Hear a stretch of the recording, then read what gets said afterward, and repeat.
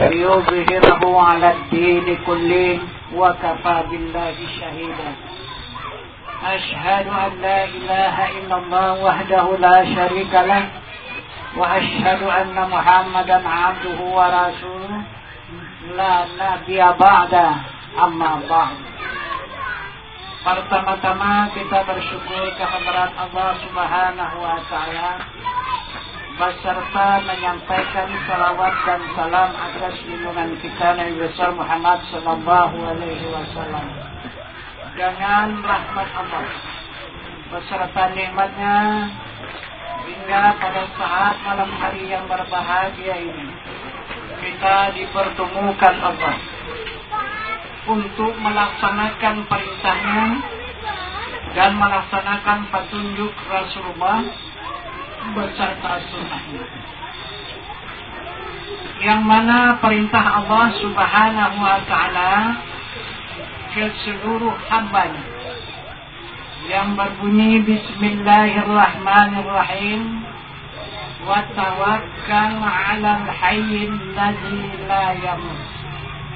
Maksudnya kata Allah, serahkan dirimu kepada Tuhanmu yang hidup yang tiada mati. Quran umur 58 ayat di dalam Al-Quran. Itu perintah Allah. Apa maksud Allah memerintahkan kepada hambanya supaya hambanya ini menyerahkan dirinya kepada Tuhan? Maka barang siapa yang tidak mengindahkan, yang tidak mematuhi dan tidak mentaati perintah Allah ini untuk menyerahkan diri kepada Tuhan yang hidup yang tiada mati, berarti kita adalah membelakangi Allah, kita membelakangi Tuhan, dan kita meninggalkan Tuhan. Sedangkan kita pasti akan menghadap Tuhan. Yang pertama, kita beramal. Kemana tujuan amal? Menghadap Tuhan. Kedua, kita melaksanakan ibadah. Kemana tujuan kita ibadah? Menghadap Tuhan. Dan kemudian kita meninggalkan dunia ini. Kenapa? Untuk menghadap Tuhan. Sedangkan kita meninggalkannya, kita membelakangi itu. Jadi bagaimana kita mau kembali menghadap Tuhan? Jadi kita tersingkir, tidaklah diterima jika kita nanti menghadap kepada Tuhan. Ini yang dimaksud perintah ini, yang disebut dengan baiat. Jadi siapa di antara hambanya yang mematuhi dan mentaati, yang ikhlas menyerahkan dirinya kepada Tuhannya, maka Allah akan memberikan 3 perkara kepada hambanya. Pertama, perlindungan. Kedua, petunjuk, yaitu ilmu. Dan yang ketiga, keridaan. Keridaan inilah yang sangat diharapkan oleh seluruh hamba Allah. Karena keridaan ini bahasa kita penerimaan. Kita satu contoh tauladan. Kita meninggalkan orang tua kita yang sangat kita cintai. Kemana saja kita berjalan, akhirnya kita akan kembali ke pangkuan orang tua itu. Kemudian sesudah kita kembali, orang tua kita tidak mau menerima kita. Jadi apalah artinya perjalanan kita itu? Kemanapun jauhnya kita berjalan, tapi kita tidak berhasil, tidak bisa kembali ke pangkuan orang tua kita. Begitu satu contoh tauladan kita kepada Allah Subhanahu wa Ta'ala. Ini yang dimaksud keridaan Allah. Arti keridaan itu adalah penerimaan. Maka Rasulullah mengatakan, barang siapa yang tidak mendapat keridaan Allah, Allahumma inna nas'aluka ridhaka wal jannah. Itu kata Rasul. Ya Allah, ya Tuhan kami, atas ridamu hamba mendapat surga. Tidak ada hamba Allah yang mendapatkan surga kecuali yang mendapatkan ridha Allah. Nah, jadi bagaimana mendapatkan ridha Allah? Kalau tidak kita ikhlas menyerahkan diri kepada Allah, tidak akan mungkin. Tidak akan mungkin kita mendapatkan ridha Allah. Nah, satu contoh. Seorang wanita,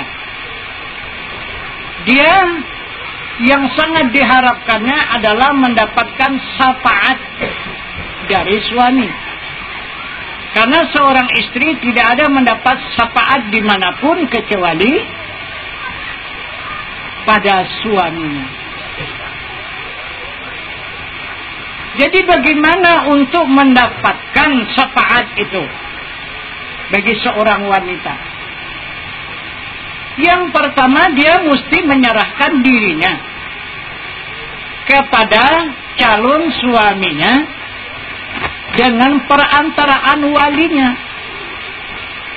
Diserahkan oleh walinya, diterima oleh calon suaminya, maka disahkan 2 orang saksi, barulah menjadi suami istri, istri menjadi wanita itu menjadi istri, dan laki-laki menjadi suami. Barulah berhak seorang istri itu mendapat syafaat dari suami, dan berhak suami memberikan syafaat kepada istri. Nah, ini contoh. Begitulah kita kepada Allah. Kalau tidak kita pernah menyerahkan diri kepada Tuhan yang hidup, yang tiada mati, dari mana kita mendapatkan ridha Allah? Hanya tinggal khayalan, tapi tidak akan berjumpa dengan bukti dan kenyataan nanti. Karena ini yang wajib diimankan, bukan dihayalkan. Ini yang dimaksud oleh Allah. Kemudian, jika sudah kita ikhlas menyerahkan diri ini kepada Tuhan yang hidup, yang tiada mati, maka Allah mengakui hambanya. Apa kata Allah? Wa ma khalaqtul jinna wal insi illa liya'budun. Tidak aku jadikan jin ataupun manusia, hanya mengabdi kepadaku. Jadi yang dimaksud mengabdi ini bagaimana? Yang dimaksud mengabdi ini, kita tidak akan berpisah lagi dengan Allah. Kita tidak akan meninggalkan Allah. Kita tidak akan melupakan Allah. Siang dan malam kita tetap ingat kepada Allah Subhanahu wa Ta'ala. Nah, inilah orang yang mendapatkan perlindungan dari Allah. Ini yang dimaksud tujuan daripada baiat ini. Itu tujuan pertama. Kemudian, yang mana diri kita itu yang wajib kita serahkan kepada Tuhan yang hidup, yang tiada mati. Di dalam Al-Quran tidak dijelaskannya. Maka Allah mengutus Rasulnya. Maka Rasulullah yang menerangkan diri yang mana saja yang diserahkan kepada Tuhan itu.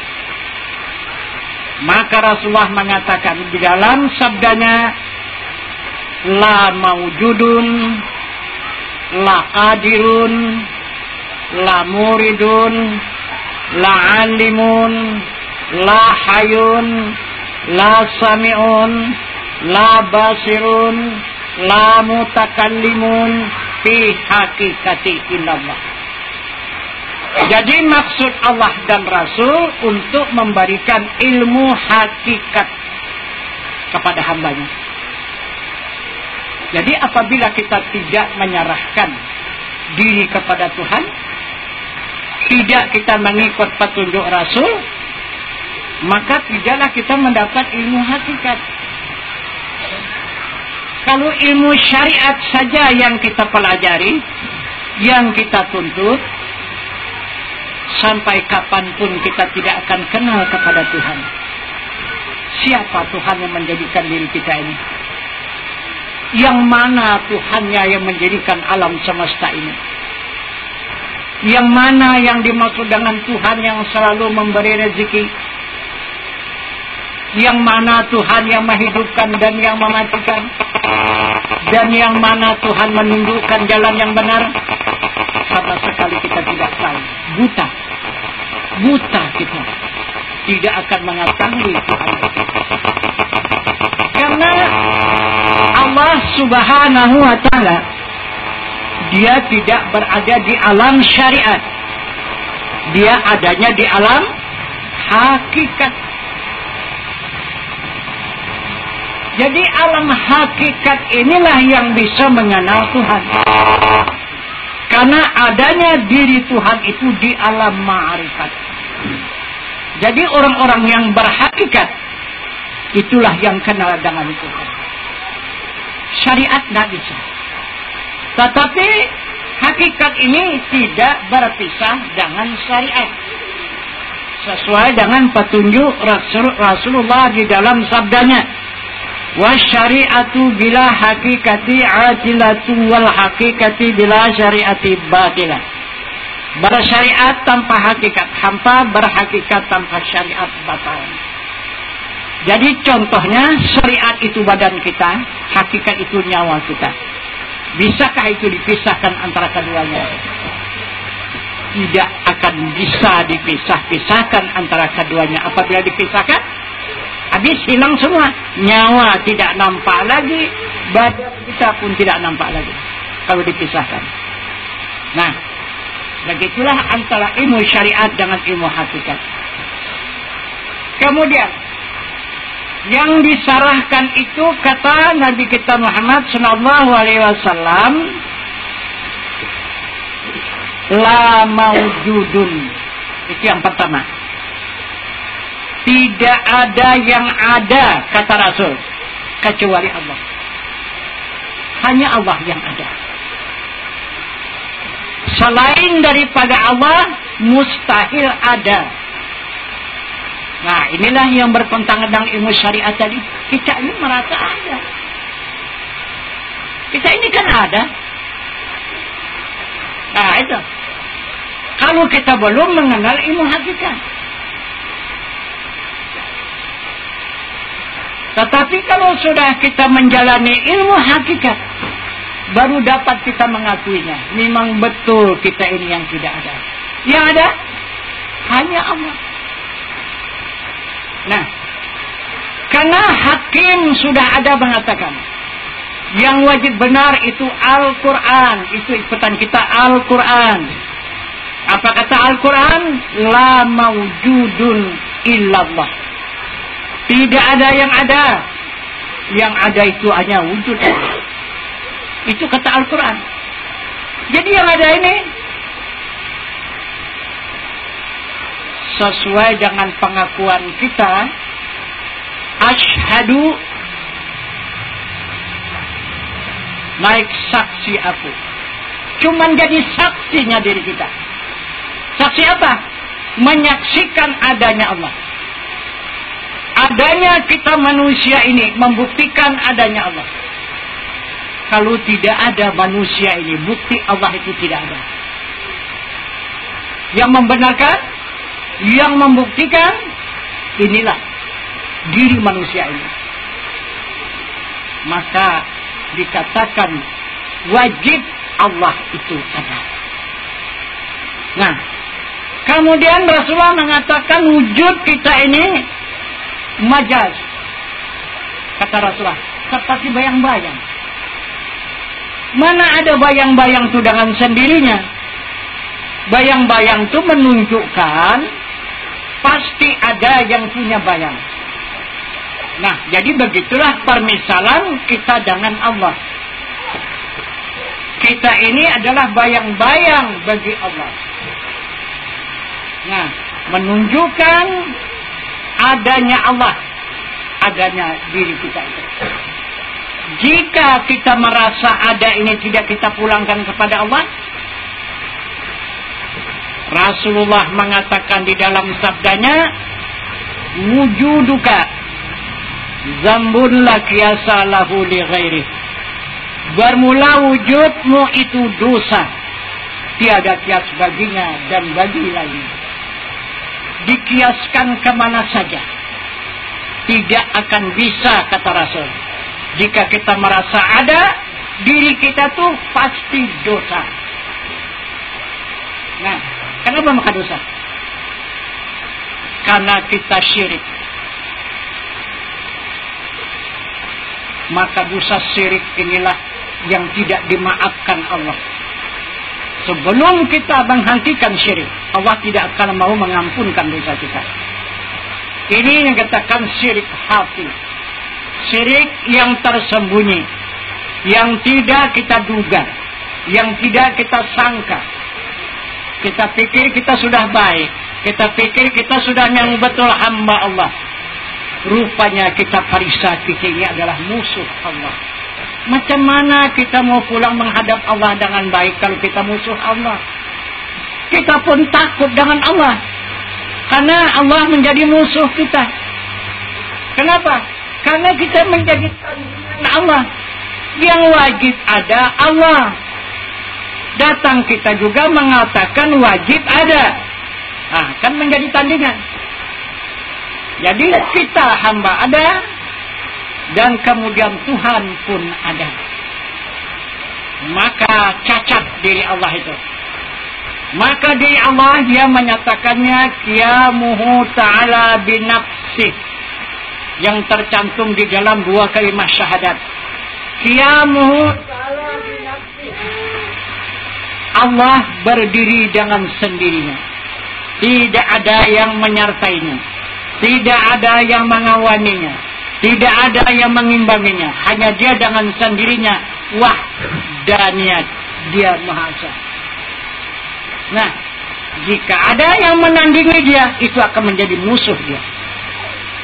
Nah, ini yang paling berat. Jadi banyak kita berhayalan. Kita bikin pekerjaan begini, segini pahalanya. Kalau kita kerjakan yang ini, segini dosanya. Dosa, pahala setiap hari. Jadi yang dikatakan wujud dosa, wujud pahala tidak tahu. Cuma hanya mengatakan saja dosa, pahala wujudnya. Mana wujud dosa? Bagaimana dia bentuk dosa itu? Yang mana diri dosa? Nah itu. Yang mana pahala? Jadi sudah jelas. Ini kata Rasulullah. Siapa yang mengata dirinya itu ada dosa, nah diri kita itu dosa. Nah lihatlah seberapa besar dosa. Lihatlah diri kita berapa besar diri kita itu. Nah itulah dosa. Nah itu. Jadi jika kita kembalikan kepada Allah, maka adanya kita ini karena Allah, nah timbul pahala. Nah coba lihat. Kita beramal dan beribadah. Diawali dengan niat. Apabila tidak berniat, maka tidak sah amal ibadah. Rasul mengatakan innamal a'malu binniyat. Tiada sah amal malingkan dengan niat. Niat itulah yang menjadikan amal. Kalau hanya berbuat tanpa niat, tidak akan jadi amal, tidak jadi pahala.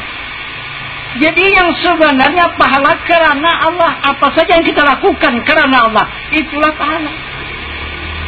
Pahala itu kemana? Menjadi apa? Pahala itulah yang akan menjadi surga. Dosa itu menjadi apa? Dosa itu menjadi neraka. Nah jadi apakah kita hidup selama dalam dunia yang membuat pahala atau bikin dosa? Jadi berarti kita membuat neraka, kita bikin surga. Nah, itu maka Allah mengatakan kepada hambanya, bukan aku yang memasukkan hamba ke dalam neraka, dan bukan aku yang memasukkan hamba ke dalam surga. Adalah hamba itu sendiri. Innallaha yaghfiru ma biqaumin hatta wa yughayyiru ma bi anfusihim. Aku tidak akan memperubah seseorang nasib kaum kalau tidak kaum itu sendiri memperubah nasibnya. Itu kata Allah. Nah, Allah tidak mau kita bebankan.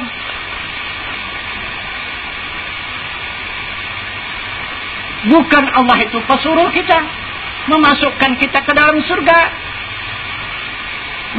membuang kita, melindungi kita dari neraka. Wah, itu menjadi beban berat Allah itu. Nah, itu makanya tidak mau dibantahnya itu. Itu maksudnya.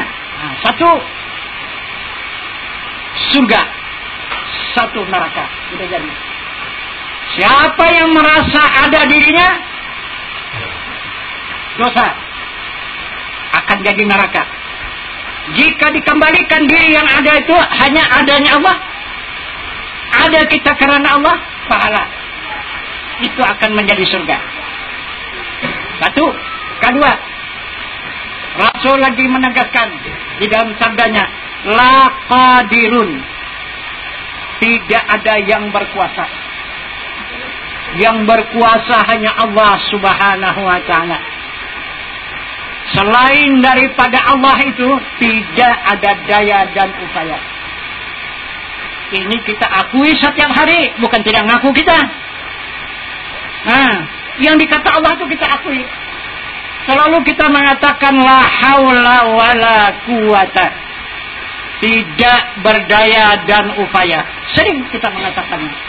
La haula wala quwata, tidak ada daya dan upaya. Kenapa maka ada dan upaya? Karena illa billah il-aliyil azim. Nah, bisa kita bergerak, berkuasa karena Allah. Karena illa billah baru kita ada berkuasa. Kalau tidak ada karena Allah, kalau tidak disertai Allah, kita ini tidak akan bergerak sesuai dengan sabda Rasul, la tahrakun dzarratin ila biiznillah. Tidak ada yang bergerak walau sebesar debu yang kecil, sebesar zarah, tanpa izin Allah. Alhamdulillah, kita sangat bersyukur pada malam hari yang berbahagia ini. Kita dipertemukan Allah di sini atas keridaan Allah, atas ridha Allah. Kalau tidak akan bertemu kita di sini, nah. Nah, itu. Tegas Rasul itu mengatakan, la tahrakun zarratin ila biiznillah. Tidak ada yang bergerak walau sebesar zarah kecuali izin Allah. Jadi kita sangat bersyukur senantiasa kita mendapatkan izin Allah. Maka dapatlah kita bergerak dan berbuat sesuatu dengan izin Allah. Itu kata Rasulullah. Nah, jika ini tidak kita akui, kita yang berkuasa, kita yang bergerak, maka semata-mata izin Allah, maka itulah pahala. Pahala itulah menjadi surga. Jika kita akui kitalah yang berkuasa ini, kitalah yang bergerak ini, maka ini adalah menjadi dosa. Dan inilah yang akan menjadi neraka. Kenapa? Karena kita syirik. Ini dikatakan syirik. Syirik hati namanya, syirik yang tersembunyi. Kalau syirik zalik, syirik akbar, itu mudah kita menghindarinya. Karena kita diketahui orang kalau kita syirik. Nah, misalnya menyembah yang lain daripada Tuhan, ataupun menuhankan yang lain daripada Tuhan. Nah, secara nyata diketahui orang, kita malu. Tapi ini kemana kita malu? Tidak diketahui orang. Nah, itu hanya Allah saja yang tahu ini. Hanya Allah yang tahu. Bahasa kita itu syirik melawan Tuhan. Nah, itu. Dua. Yang ketiga, la muridun. Kata Rasul, tidak ada yang berkehendak. Jika ada merasa kehendak, kembalikan kepada Allah. Inilah hati baik hati ini. Kita memulangkan inilah semuanya. Kita pulangkan semua kepada Allah. Sesuai dengan perintah Allah ini. Dan petunjuk Rasul ini. Jadi kita berdasarkan perintah Allah dan mengikuti petunjuk Rasul ini untuk mengembalikan diri kita kepada Allah. Nah, 3. Jadi kita berkehendak adalah kerana Allah. Maka tertutuplah pintu neraka dan terbukalah pintu surga. Kemudian Rasul lagi mengatakan la alimun, tidak ada yang mengetahui.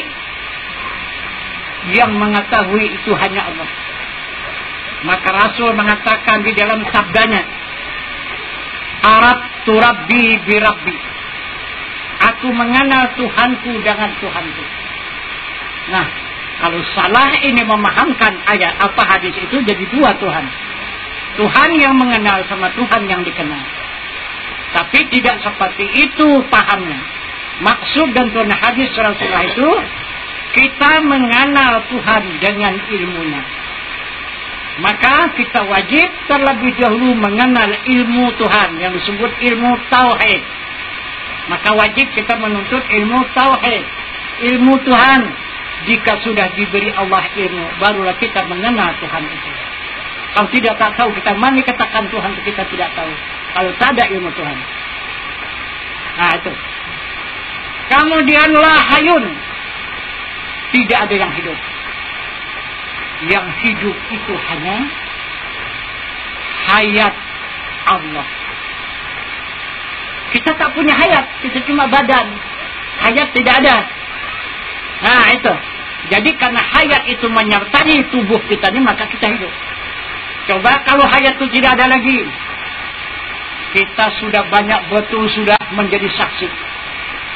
Kita sudah banyak betul nuntun.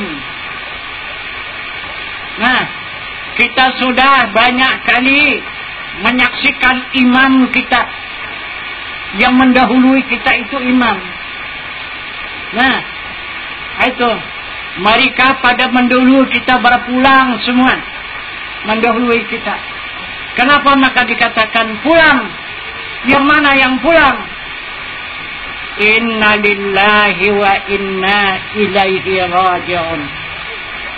Yang datang dari Allah, itu yang pulang. Itu yang pulang kepada Allah. Jadi, apa yang tinggal? Kalau yang dari Allah itu pulang kepada Allah, yang tinggal apa? Yang tinggal bekas. Yang mana bekas? Bekas apa? Bekas Allah. Badan itu bekas hayatnya. Tulang itu adalah bekas kodratnya. Nafsu itu bekas iradatnya. Otak itu bekas ilmunya. Kuping ini bekas samaknya. Mata bekas basarnya. Lidah bekas kalamnya. Tinggal bekas. Yang bekas ini kemana? Yang bekas ini minha khalaqnakum wa fiha nu'idukum. Itu kata Allah. Yang bekas ini dijadikannya daripada tanah dan dipulangkan ke tanah. Ini bekas. Inilah tubuh kita. Ini bekas. Inilah saksi tadi. Nah, jadi habis pulang. Apabila berangkat hayat yang hidup, habis. Kudrat yang bergerak pun ikut pulang. Menyatu dia ke hayat itu. Nah, kemudian nafsu. Nah itu.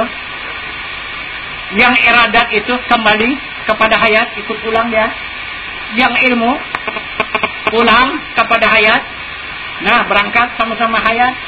Sama yang mendengar pada kuping ikut pulang sama hayat. Basar melihat pada mata ikut pulang kepada Allah itu pulang ke hayat pada yang hidup itu. Dan kemudian kalam yang berkata pada lidah ikut pulang dengan hayat itu.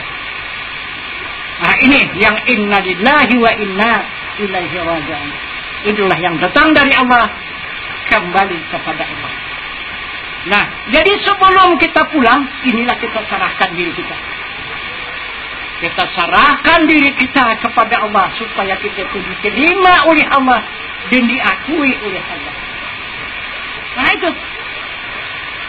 Tenaga kita, biasa kita bergerak dengan tenaga, pulangkan kepada Allah menjadi kudrat Allah. Nah, jadi kita bergerak karena Allah. Nah, biasanya kita dengan nafsu berkehendak, kita pulangkan kepada iradat Allah. Maka kita berkehendak dengan karena Allah. Nah, biasanya kita mengetahui dengan akal, kita pulangkan akal itu kepada ilmu Allah. Jadi kita mengetahui dengan karena Allah. Nah, kita hidup dengan tubuh, ini kita pulangkan, kembalikan kepada hayat. Nah, maka hayatlah yang hidup. Maka kita hidup karena Allah.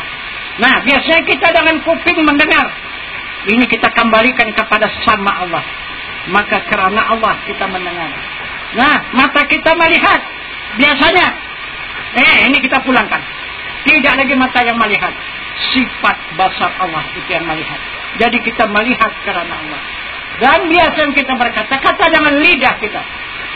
Ini yang berkata-kata pada lidah kita pulangkan. Itu adalah kalam Allah. Karena kalam Allah yang bisa berkata-kata.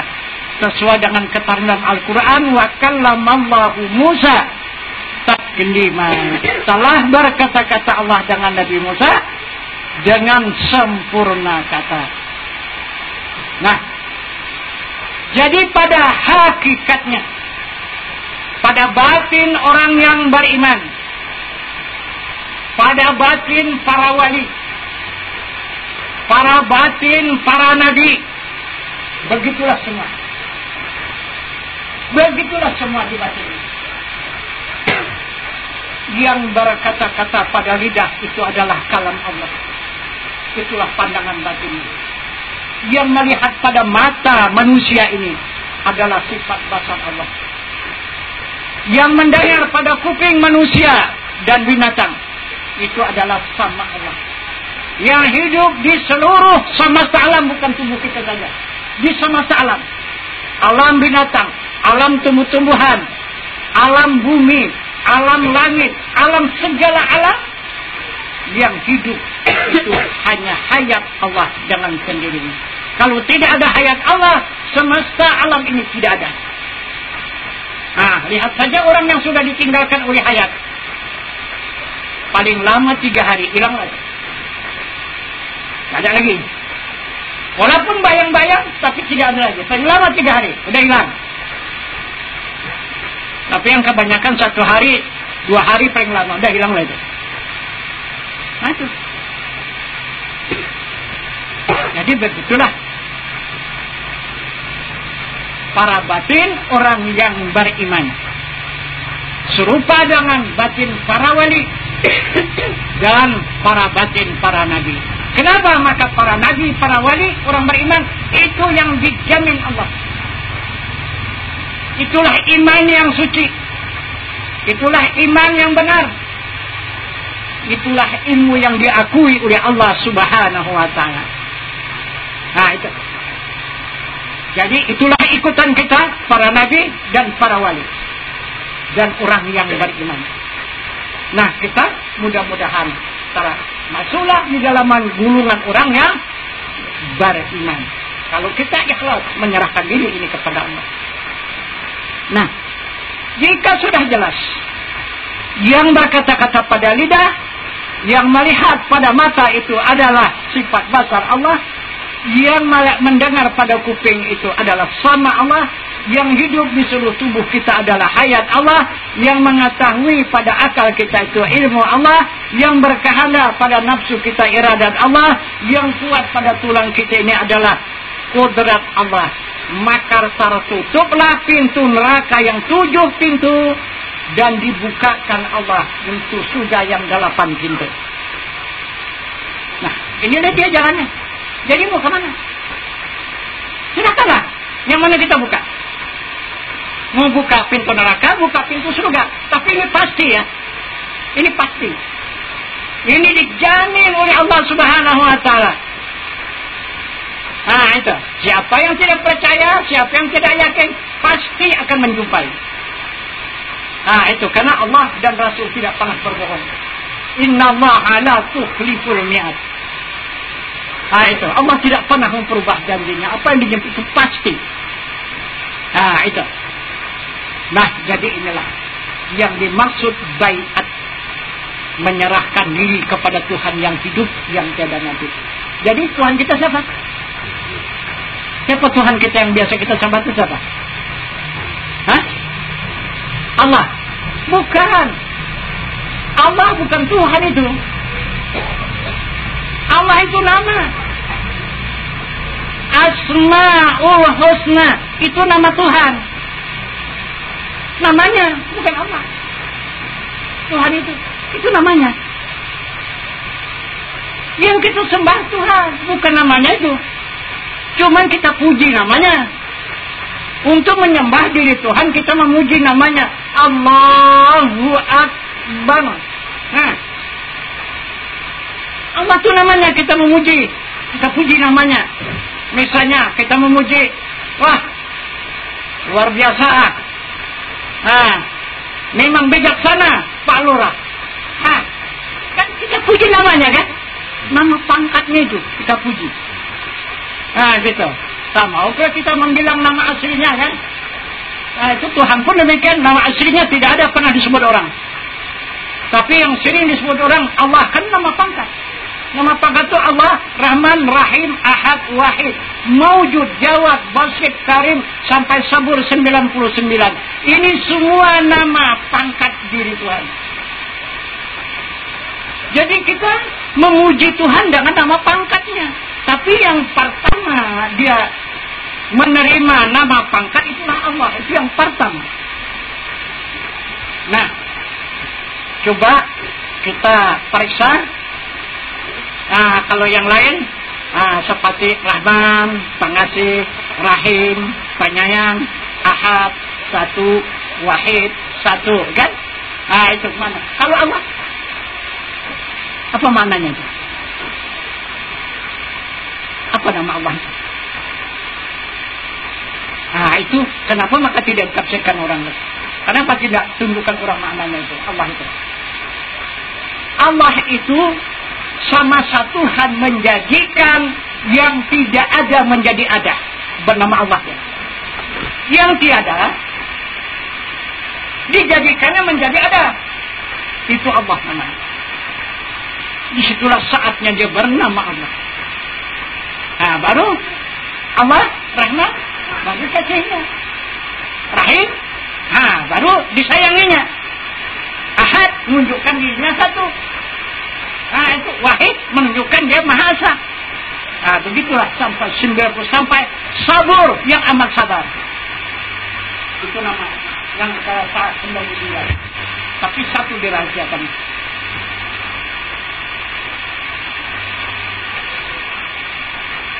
Nah, jadi kita tempat menyerahkan diri kepada Tuhan yang hidup, yang tiada mati. Di mana yang hidup? Ada rasanya hidup kan? Ada rasanya hidup. Yang hidup itu macam mana rasanya? Ini kalau tak ada yang hidup kita nih, tak bisa kemari nih. Jadi karena ada yang hidup maka kita bisa kemari. Jadi rupanya macam mana hidup? Ada yang bisa menunjukkan rupanya? Tidak bisa ya. Karena dia Maha Suci. Tidak bisa. Tapi dapat diketahui. Bahkan dapat dirasakan yang hidup itu. Bagaimana mengetahuinya? Bagaimana merasakannya? Yang hidup itu adalah nikmat. Coba rasakanlah. Periksalah. Kalau tiada yang hidup lagi, ada yang mana apa enggak? Tidak ada kan? Jadi yang kita cari ke dunia cari apa? Nikmat kan? Itu nikmat itu kesenangan, kebahagiaan, kemuliaan. Itu nikmat. Nah, itu maka Allah mengatakan kepada hambanya, la in syakartum la azidannakum. Siapa yang mensyukuri nikmatku, niscaya aku tambah lagi. Wala in kafartum inna azabi lasyadid. Jika kamu mengingkari nikmatku, sesungguhnya azabku yang amat pedih. Mana tambahannya? Dari yang hidup. Maka karena kita nikmat merasakan yang hidup, maka datang lagi tambahan, bergerak, tambah nikmat lagi. Udah tuh, ditambahnya lagi, apa tambahannya? Berkehendak nikmat lagi. Tambahnya lagi, mengetahui nikmat lagi. Kemudian ditambahnya lagi, mendengar pada kuping, nikmat lagi. Ditambahnya lagi, melihat pada mata, nikmat lagi. Kalau mata tak melihat, bagaimana? Nikmat apa enggak? Azab. Kan? Maka dibaliknya. Itu. Nah, kemudian didatangkannya kalam berkata kepada lidah, nikmat lagi. Ini tambahannya. Coba kalau tak bisa berkata-kata, azab. Tak bisa melihat di mata, azab. Tak bisa mendengar kuping, azab. Tak bisa mengetahui, azab. Tak bisa berkehendak, azab. Tak bisa bergerak, semua azab. Nah, jangan sampai itu yang didatangkan Allah. Kita syukurilah, kita terimalah nikmat ini. Maka Allah akan menghindarkan yang itu. Yang azab itu. Maka yang nikmat diberikan. Kalau kita terima nikmatnya itu, kita terima. Kita syukuri nikmat itu. Tetapi kalau kita tolak, yang nikmat itu tidak kita syukuri, maka digantinya. Nah, jangan azab. Itu yang dimaksud oleh Allah. Ini tempat penyerahan diri kita ya. Perintah Al-Quran tadi mengatakan, serahkan dirimu kepada Tuhanmu yang hidup. Jangan mencari Tuhan yang lain. Tuhanmu yang hidup, yang tidak bisa mati. Itulah kekal dan abadi. Itulah Tuhan. Itu. Dia memberikan nikmat. Nah, ke seluruh hambanya. Itu maka apabila kita tidak sampai kepada Tuhan, tidak ketemu kita dengan Tuhan, diharamkan oleh Allah kita mendapatkan surga. Haram. Diharamkan Allah. Tapi apabila kita ketemu dengan Tuhan, dapat kita memasrahkan diri dengan Tuhan, diharamkan oleh Allah pula neraka. Nah, itu janji Allah.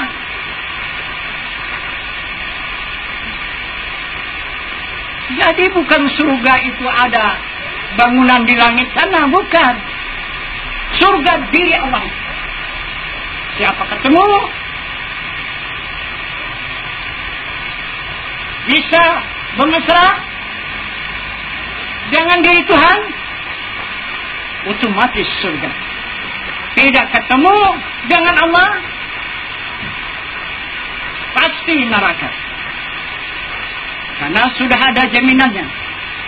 Ya ayyatuhan nafsul mutmainnah, irji'i ila rabbiki radiyatan mardiyah, fadkhuli fi ibadi wadkhuli jannati. Ini jaminan Tuhan. Wahai jiwa hamba-hambaku yang tenang. Itu yang kita kejar ya. Nah, itu yang kita rebut. Bagaimana supaya mendapatkan jiwa yang tenang. Nah, jika kita mendapatkan jiwa yang tenang, otomatis diri Tuhan itu memanggil, irja'i, kembali kepada diri itu. Itu kata Tuhan, irja'i ila rabbiki radiyatan mardiyah. Kembali kepada diriku dengan hati yang rida dan aku ridha. Nah, kalau sudah mendapatkan ridhaan, fadkhuli fi ibadi, masuklah ke dalam gulungan jamaah hamba-hambaku, kata Tuhan, wadkhuli jannati, dan masuk ke dalam surgaku. Ini orang sudah dijamin Allah surga. Nah, itu. Nah, ini saya tambah. Ada pertanyaan saya sedikit. Kita sudah berapa lama dalam dunia? Berapa lama sudah kita ini? Kalau kita ratakan begitu, berapa lama udah kita ini? Kita ratakan ada 30 rata-ratanya. 60. Alhamdulillah. Kalau sudah ada 60. Di antara 60 ini sudah mendapat jaminan surga apa enggak? Hah? Alhamdulillah kalau sudah dapat. Itulah yang dimaksud. Kalau tidak dapat jaminan, untuk apa kita beragama? Kalau tak dapat jaminan surga, untuk apa kita beragama? Usaha beragama ini sangat merugikan. Bebas saja kita. Hah? Apa saja suka hati. Nah itu. Kalau tidak ada dapat jamin surga, bahkan nerakanya kan. Bagus dipuas-puasi di dunia ini. Apa saja libas terus. Tidak ada haram. Halal semua. Tapi karena ada janji Allah. Nah, itu maka mau kita dihukum seperti ini. Menjadi hukuman kita ini sesuai dengan kata Rasul, ad-dunya sihnul mu'minin wal jannatul kafirin. Itu kata Nabi. Dunia ini neraka bagi orang yang beriman, surga bagi orang yang kafir. Itu kan ada jaminan, maka kita mau neraka di dunia ini. Yang mana? Coba kita lihat jaminan Allah. Pertama, mendapatkan jiwa yang tenang tadi. Satu jaminannya. Yang kedua, mendapatkan iman. Ini ilmu yang akan kita tuntut, ini akan tingkatkan menjadi iman. Nah itu, jika sudah sampai kepada iman, boleh nanti kita saksikan, kita lihat apa janji Allah. Ya ayyuhalladzina amanu qu anfusakum wa ahlikum nara. Wahai orang yang beriman, selamatkan diri kamu dan ahli keluarga kamu daripada api neraka. Coba, itu jaminan Allah. Dijamin Allah, jika kita beriman selamat diri kita dari neraka dan diikut sertakan ahli keluarga kita. Itu jaminan Allah. Itu tergantung kepada yakin dengan tidaknya janji Allah. Itu janji Allah percaya. Kemudian Allah mengatakan lagi di surat Ar-Rahman. Nah itu, diperingatkannya lebih 30 kali. Peringatan. Apa yang diingatkan oleh Allah? Fabi'ai ala'i rabbikuma tukadziban. Nikmat Allah yang mana yang kamu dustakan? Itu kata Allah. Lebih 30. Coba hitung nanti dalam Al-Quran. Kemudian, apa dimaksudnya itu? Yang dimaksudnya dia menunjukkan waliman khafa maqama rabbih jannatan. Itu ada dua makna itu. Tapi makna yang sebenarnya, barang siapa yang sampai pengenalan kepada makam Tuhannya, mendapat 2 surga. Nah, coba, itu jaminan Allah. 2 surga. Satu di dunia ini, satu di akhirat nanti. Di dunia ini mendapat kesenangan hati. Dinamakan oleh Allah surganya Jannatul Mu'azzilah. Senang bagi mata hatinya. Kenapa maka senang hatinya? Karena dia sudah tahu dengan Tuhannya. Dia sudah kenal dengan Tuhannya. Dia tidak ada ragu-ragu, tidak ada sanksi. Tidak ada duka cita lagi di dunia ini untuk menghadap kepada Tuhan. hanya tinggal menghadap kembali saja. Karena Tuhannya sudah nyata. Jadi dia tidak takut kesasar. Tidak takut lagi dengan neraka. Maka mendapat dia surga Jannatul Mu'azzilah, mendapat kesenangan bagi mata hatinya. Yang kedua, Jannatul Firdaus, tingkat yang ketujuh, karena dia mendapat kesenangan jiwanya, karena jiwanya sudah kamil dengan diri Tuhannya, sudah menjadi insan kamil. Maka Allah menyatakan di dalam hadis kudusi, la insanu sirri wa ana sirruhu. Bermula insan itu rahasiaku dan aku pun rahasianya. Itu kata Allah Subhanahu wa ta'ala. Nah, itu. Inilah dulu yang 3 jaminan. Ini yang akan kita kejar. Itu. Kita masih punya kesempatan. Itu maka kita mau berkorban, menyerahkan diri kepada Tuhan. Itu berkorban menuntut ilmu dari buayan hingga kalian lahat seumur hidup. Berkorban melaksanakan kewajiban salat, puasa, zakat dan haji. Nah, berkewajiban meninggalkan yang dilarang oleh Allah. Maka mau kita dihukum seperti itu karena ada jaminan Allah dengan surga. Nah, akan salah-salah kita terkejut itu kan. Siapa yang bisa menjamin orang masuk surga? Kalau orang. Siapa yang bisa kalau orang? Kalau Allah. Ya. Kalau Allah. Apa susahnya Allah menjamin hambanya masuk surga? Coba. Orang dia punya semua. Sedangkan Rasulullah semasa dia mau meninggalkan dunia ini, dia menunjukkan syafaat. Apa syafaat Rasulullah? Wahai sekalian kaumku, siapa di antara kalian yang mau masuk surga? Kata Rasulullah, datang masing-masing. Saya Rasul, saya Rasul, saya Rasul, saya Rasul. Sampai 70 orang. Itu orang kafir. Bukan orang Islam itu. Orang kafir. Itu. Semuanya dijamin oleh Allah masuk surga. Baru mereka Islam. Itu. Sesudah dijamin oleh Rasulullah masuk surga, baru Islamnya semua. Pada orang kafir. Nah, itu syafaat Rasulullah. Nah, itu maka Rasul berani berkata di dalam sabdanya, man ahabbani kana fi ma'izil jannah. Siapa yang mencintai aku beserta aku kelak di dalam surga. Coba ini jaminan Allah dan Rasul. Udah nyata.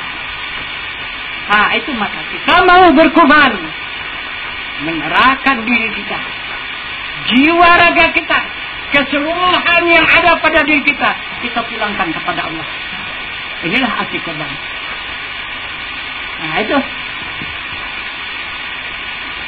Nah, kemudian perintah Allah ini diturunkannya semasa Rasul yang ketujuh.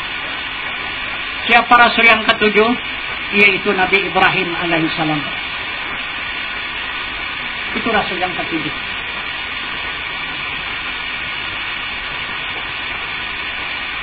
Sedangkan amal ibadah belum ada. Amal ibadah sesudah ada Nabi kita Muhammad SAW, Rasul yang ke-25. Berapa puluh ribu tahun perintah baiat ini sudah didahulukan Allah, baru amal ibadah diturunkan. Coba, kita tidak terbalik. Nah, itu sudah puas kita melakukan amal ibadah, tapi menyerahkan diri kepada Allah dan Rasul belum pernah. Nah, kan terbalik kita kan? Nah gitu. Tapi walaupun terbalik, tidak ketinggalan. Nah itu yang penting, tidak ketinggalan. Nah itu. Tetap kita dipilih oleh Allah. Tetap kita dikehendaki oleh Allah. Ini kalau tidak dikehendaki Allah tidak akan berjumpa dengan dirinya. Karena ini sangat susah melakukannya ini. Nanti boleh ada keterangan di atas. Kemudian diterimalah oleh Nabi Ibrahim alaihissalam Rasul yang ketujuh. Maka di antara Rasul dengan Rasul 500 tahun, 500 tahun, 500 tahun, 500 tahun antara Rasul dengan Rasul. Sampai ke Rasul 25 Nabi kita Muhammad SAW baru ada amal ibadah. Berapa puluh ribu tahun baiat ini barulah datang amal ibadah. Apa yang sebenarnya baiat ini? Nah, yang sebenarnya baiat ini agama. Disinilah kita mendapatkan agama itu. Itu maka contoh tauladan Nabi Ibrahim alaihissalam dijadikan Allah bapa agama. Karena dia yang pertama menerima ini. Penyerahan diri kepada Tuhan, dialah yang melakukan yang pertama. Nah itu. Diperintah oleh Allah subhanahu wa ta'ala Ibrahim untuk melaksanakan penyerahan diri kepada Allah ini. Yang pertama perintahnya untuk menegakkan agama Allah di muka bumi ini. Membangun Masjidil Haram dan Ka'bah. Itu perintah Allah. Dibangun. Oleh Ibrahim dia patuh kepada Allah. Bangunnya. Tapi asal bangun-bangun tumbang. Bangun-bangun tumbang. Berkata dalam hatinya. Apakah ini benar perintah Allah? Kalau memang ini perintah Allah, kenapa Allah tidak meridai? Kalau diri dari Allah ini pasti berdiri. Ini kenapa Allah tidak meridai? Maka datang petunjuk Allah kepada Ibrahim. Tidak bisa kau laksanakan perintahku itu.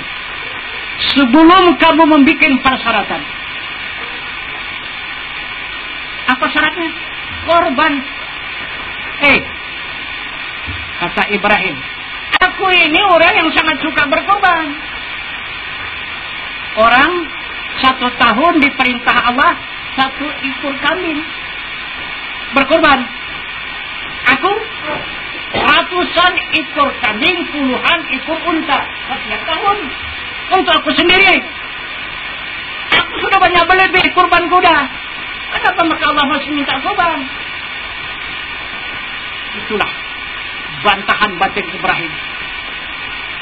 Allah maha mengetahui yang di batin hambanya. Maka dijelaskan oleh Allah.